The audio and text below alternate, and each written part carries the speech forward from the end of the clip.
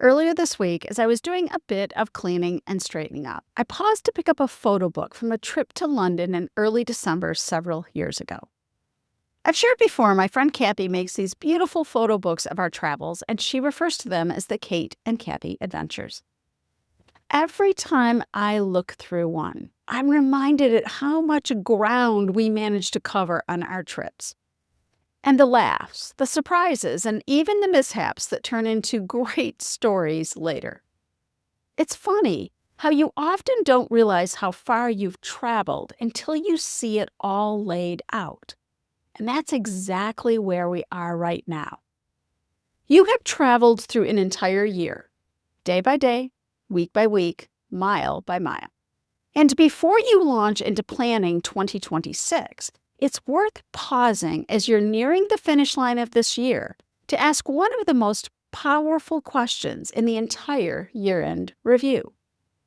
What went well and why? We love to celebrate the win, and yet often we skip the part that matters most, the second part of that question. What did we do to contribute to the win? What created the win? What action, what pattern, what support, maybe environment made that success possible?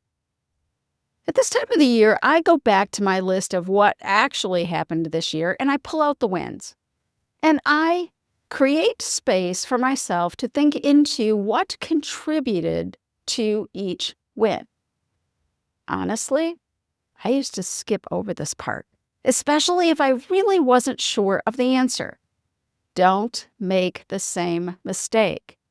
The figuring out and answering what contributed to the win is really where the magic is.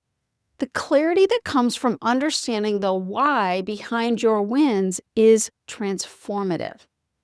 If you want to repeat those wins next year, or multiply them, or build upon them, you need to know what created them. This is where your confidence comes from. Your confidence does not come from hype. It does not come from hoping. Your confidence comes from understanding yourself and your patterns. So here's your challenge this week. Write down your top 5 wins so far from 2025. And remember, we're not labeling the wins as big or small or tiny. A win is a win. They all count. So choose your top 5, maybe your favorite ones, and identify the one thing that contributed most to each one. Now, here are some of the common ones. A routine possibly that finally clicked in. A person who supported you, perhaps offered a suggestion, a tool or process that made things easier, a mindset shift. For me, frequently, I find that some of my largest wins, the contributing factor was a mindset shift on my part. And then the other one that we sometimes overlook is that you showed up. You showed up consistently, even when it wasn't perfect. Answer the question of what contributed to your wins are the breadcrumbs that will lead you into 2026 with confidence. You know what to do to create more wins.